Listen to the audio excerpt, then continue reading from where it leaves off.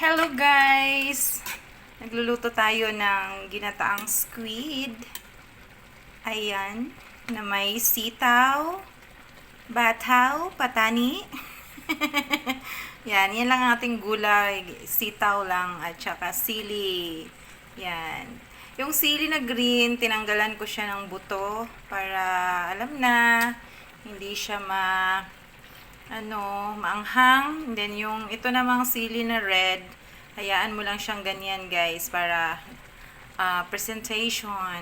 So ayan, titikman na natin, pero I'm very sure na yan ay napakasarap, malinamnam. Ginataan na giant squid. Lambat, napakasarap talaga.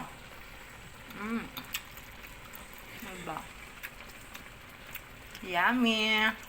May gulay, kaya healthy, kasi may sitaw.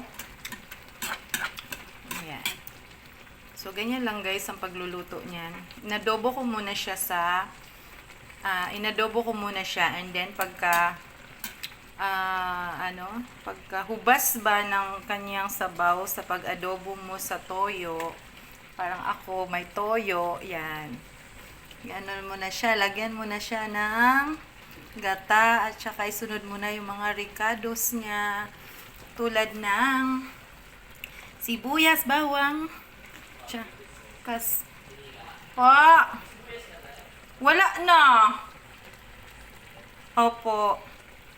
Ayan guys. So, diba kanamit, masiram ini.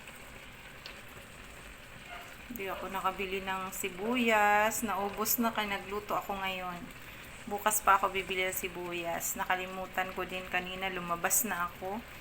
Hindi ako bumili ng sibuyas. So, ayan tuloy. Pag may bumili, wala kang maibenta kay wala kang sibuyas.